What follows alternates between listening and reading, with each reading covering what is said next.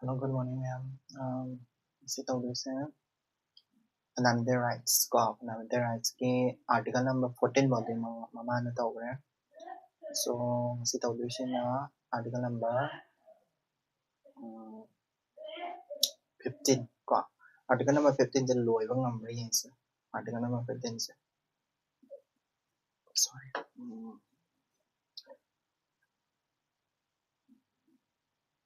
Article number 15 ko. Article number 15 na is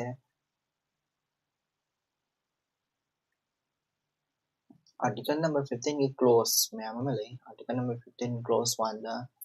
Hari sa hana pathok sa ke ko. General prohibition. The state shall not discriminate against any citizen on the ground only of religion, race, caste, sex, place of birth, or any of them have a call. So that is a general prohibition and high call. General prohibition. Call. Is article number 15 clause 1 matuna state na any citizen se ground on the ground of religion की मतुंग ina habadi state government नत्रगसु central government or state kanong article number 12 ki state to aduduna kadong harakanda discrimination tawba yaroi habadi amana cham khaina ba yaroi ko karamba magi citizens ki marakta citizens sida nangdi kano hindu ni haina hindu ni nang muslim ni ka haina discrimination tawba yaroi nangdi kanodagi hawrakpani chingdagi hawrakpani nangdi santhal group ni nangdi tribal ni adudagi nangdi nasakto mui nangdi mongoloid ni nangdi mongoloid ni nangdi asteroid ni asteroid asin kaya may tayo kari Tibetan Burman adagi kari Indo-Australian ko adumana adugumani khotpani haina magi race tugi matungina khaiba natraga nang jinupani natraga nupini haina nang nupini nang soli nang nupani nang kalli ka haina na tawban na discrimination tawba sisi yade ko adagi place of birth nanggi pokpham gi matungina any kind of discrimination yade article number 15 gi matungina ado in depth naina se article number 15 na se kaino se ko in depth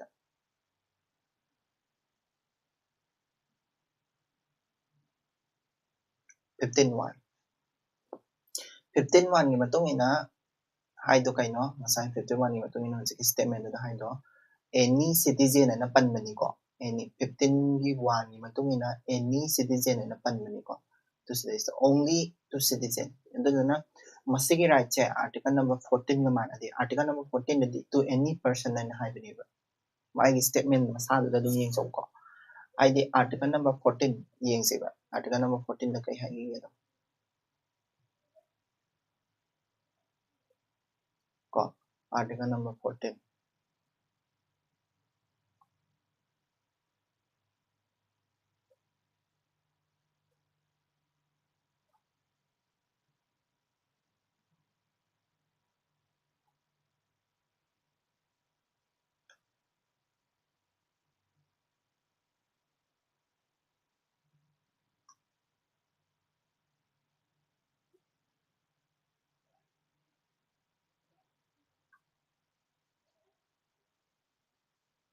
तो article number 14 में लिखे है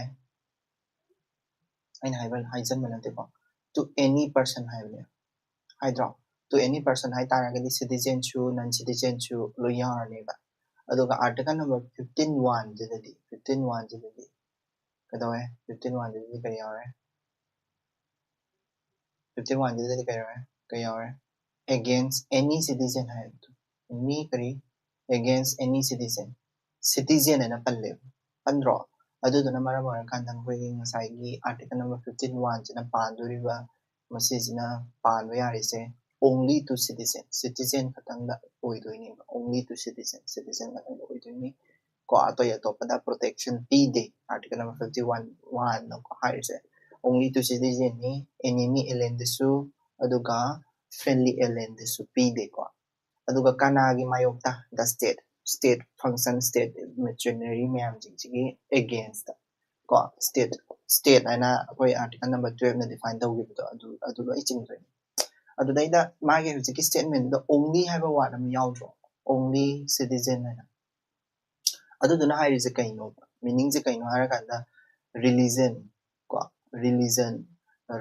race caste sex place of birth khaktane discrimination tawba yadris atay atopada discrimination tawba yai khudamona harakanda permissible discrimination ana lay habidi ai sex habidi male female gi matangda discrimination tawba yade hai taragasu khangbra discrimination tawba yade hai taragasu koigi physically nupi haise dum kitangdi solidana ko biologically physically so nurse kum kanogumba or koigi kayani se hairagadi yam kanogudi oitre adu male nurse pudi leiko nurse ko mathabak tawrakpa matandadi nupi na seba tawbase khara dum phayidana ko nupi na aduguma seba tawbase na hena marik chummeba nupa dagi to nupi dana male worker female worker haiba matamda thabak kaw matamdadi nurse haiba matamda ayamana female worker da ayamana kawidana ko adugumbadusu adegi human in industrial work haibadi thabak yamna kanba ada haidi maton daga kaba dudi nupana ayama tawgali nupina tawgadang khara dum ngamdedana adugumbadaa kay haini koigi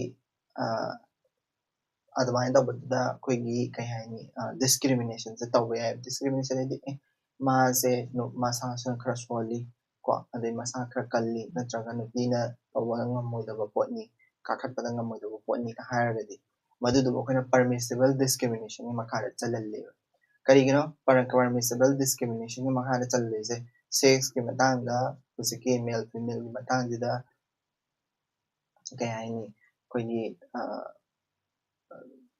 nupan ali physically sex katana tabida hai tare ko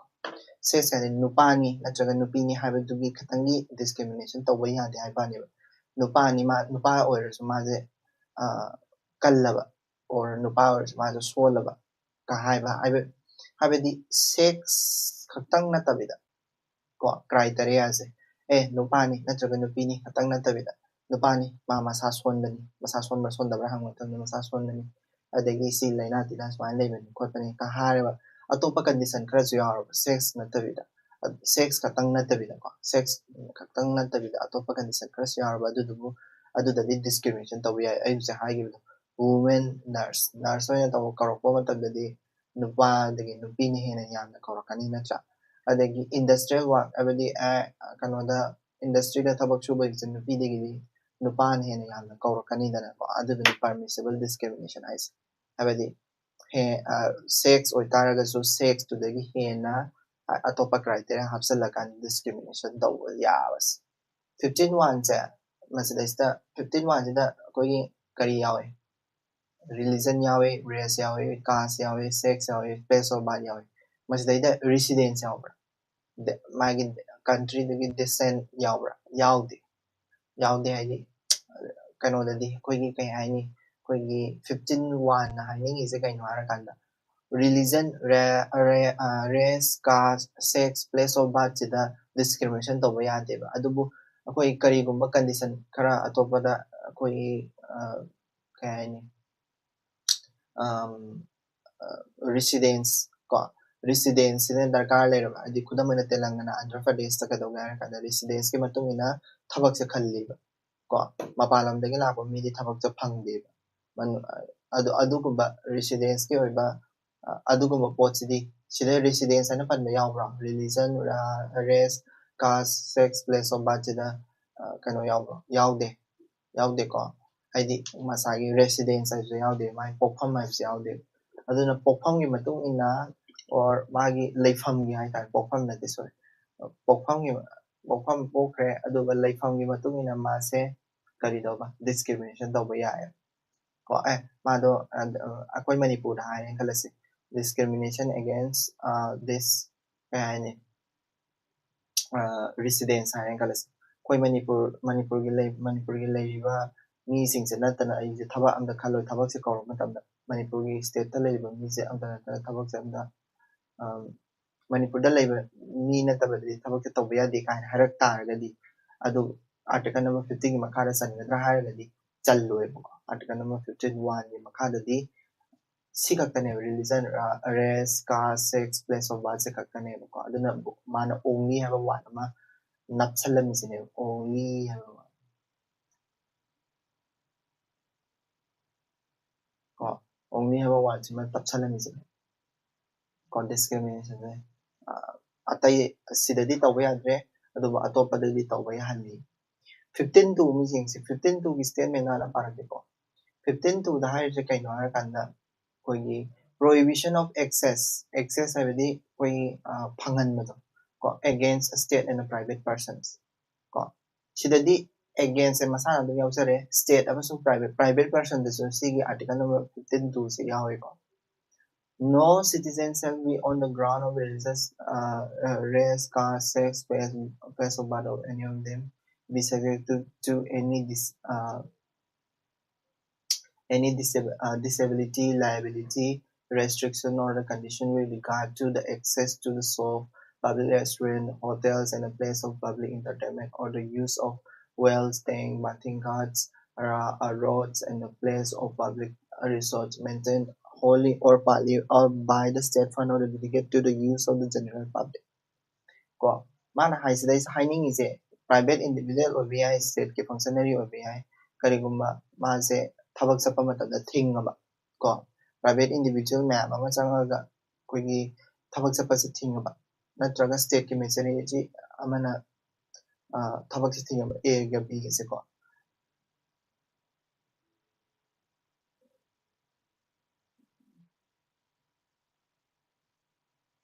state mafam mayam ama pi ko shop kumba public restaurant kumba hotels kumba do indian constitution na sije yarom gani ai isabu thajadi ko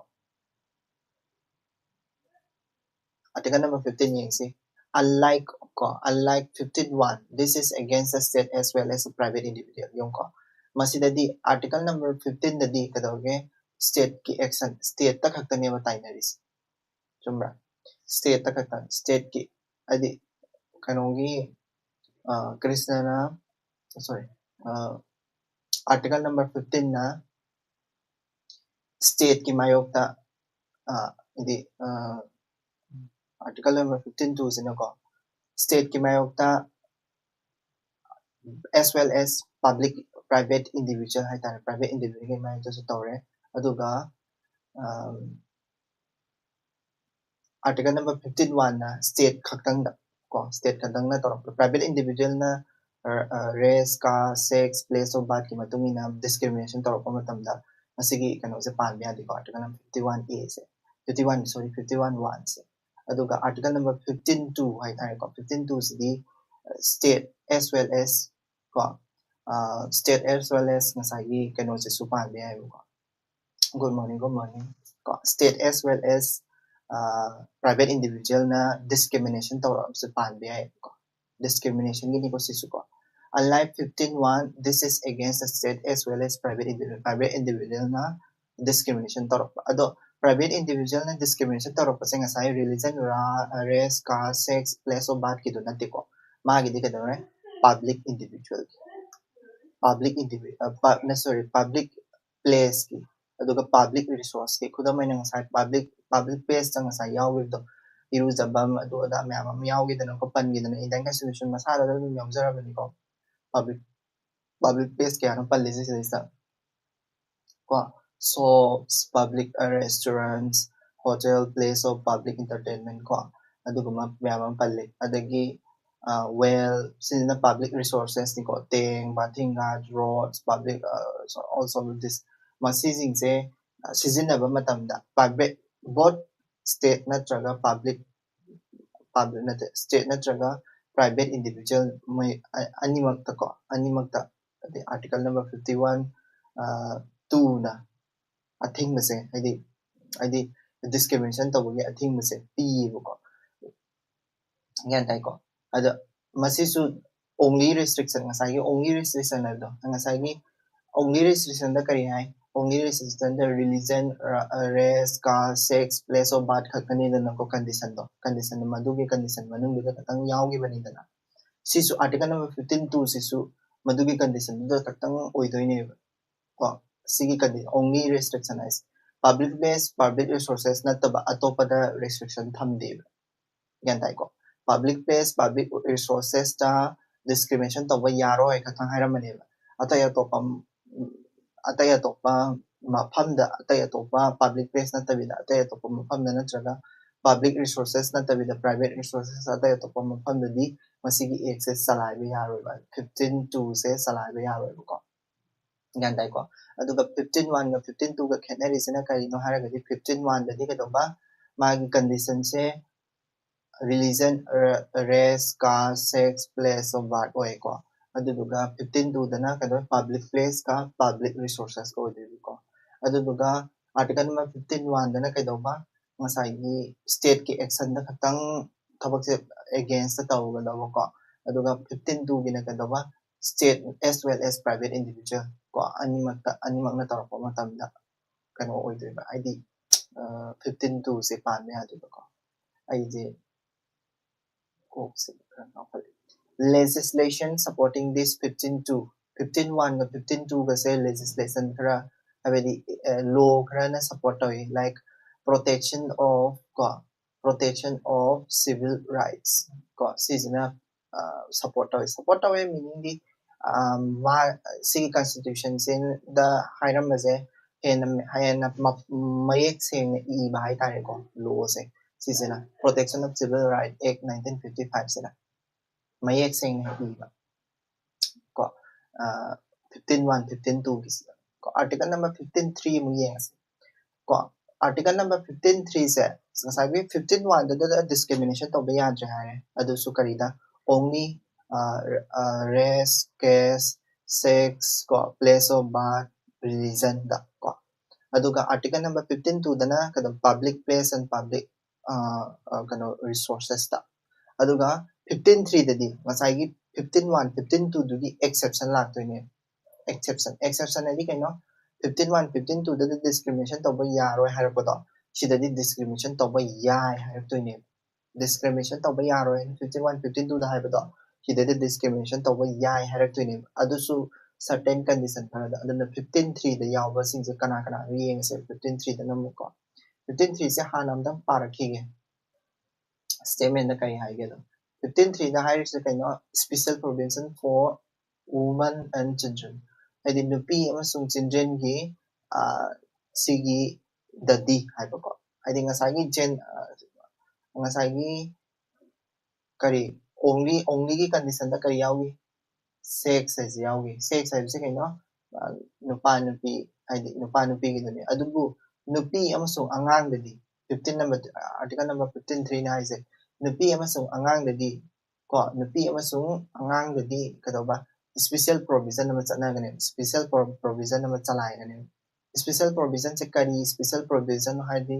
koigi women and children the vulnerable group ki the ching abadi moise aso open nangali moise care yam lawdaba yade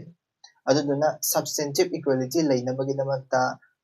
angang di adagi kaino ka se koina angang dana free education tamanba adagi health protection ga tawba child welfare initiative mayam amga tawidana ko like koigi midday meal ka se ko sigumba se children ni ko nupi gi dana koigi raja sabha adagi even koigi panchayati raj institute mayam ama leidana panchayati raj gram sabha lok sabha ni gram sabha adagi municipal council kari kara mayam ama leidana ko adudaida reservation of seats yare reservation of seat adi nupi gi seat ko reservation tawba adagi kano dasu yare ko haidi parliament dasu 33% seat reservation yagrami ko aduga kadoga harakana concession in public transport concession in public transport adi koi sidasu delhi dasu nupi se akoi bus tadi free of the lawdena ko pasa abo lawdena adudo adagi nupi gi seat tongana ga metro station da nupi gi seat metro gi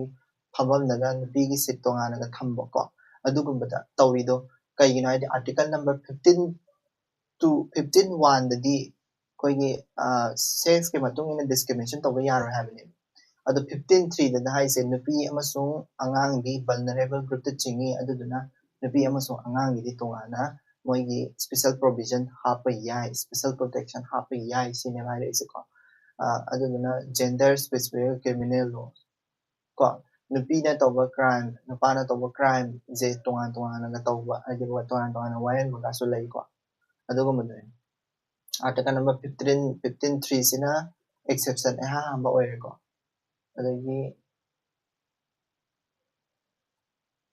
15.4 sida mo yeng siko 15.4 sida na ngasagi nupi angangi na tab sisina ko SECs STs amasung SCs ko ST scheduled tribe scheduled caste ko adagi economics adi koigi economic section koigi CECs ki definition ay sida pirake ko letter definition CECs SEWS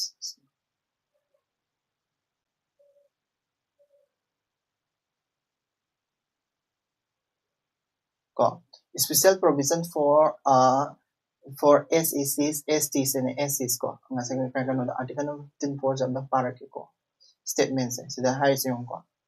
yung reservation for SEBCs SCs and STs ko hadi special educational backward class habni ko backward class padagi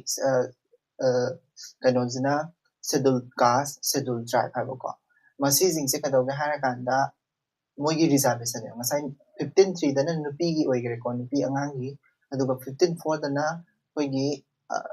economically educationally socially educationally backward class ne social adi OBC duni ko SEBC se OBC oiduni ko aduga scheduled caste ne scheduled tribe ne moida reservation pibase moida reservation adi moida special provision pibase 15.4 da yawe 15.4 da 15.4 da kari yawe ba SEBCs social and educational backward classes ne ST ne SC ne moida special provision pibase yawe moigi special provision se koina first amendment akoigi first amendment sa 1951 da tawe adugi first amendment da ko sampakaran dorarazan case ki matuk inna koigi special provision sa hapsan ba SEC ST SCs kasi ko adulaida reservation in education reservation in promotion reservation in thabaki da su lay ko adugi matang sana thabaki da di si thabaki di na ti ko si thabaki di article number 16 17 adai da lakini article number 16 da article number 16 da oye sidadi article number 15 sidadi discrimination ngata ni ko discrimination tawda ba habisi mo tungina ko adudo sida exception ni 15.4 sida exception ni discrimination tawba yai Canada karigumba moise socially and economically backward class oiraba ST scheduled tribe scheduled caste oiraba doitaragadi first amendment act 1951 ni matung inna moise reservation natraga moigi tungan special provision PBB yai education da natraga moigi kano da thabak tawa matamda ko so masisina kadawga harakana ngasagi 15.3 15.4 sise overriding power lay overriding effect lay 15.3 15.4 yung overriding ngasai 15.1 15.2 da discrimination tawba yaroi hai amana 15.1 da na race caste sex religion adagi place of birth kida aduga 15.2 da na public place ka public resources kada adubu 15.3 na mo kari hai override tore di kaino kadawga harakanda override tore nupi natraga angang oitaragadi masi inidabni hai override tore ini ko samana na article number 15.4 se override tore ini ko override tore habise magi statement masada da dum yausabadi kamaina override tore ne habise kamaina khangya harakanda mai masagi statement da para se ko 15.4 da ko nothing in this article to ay kanona green na color to pa naman to okay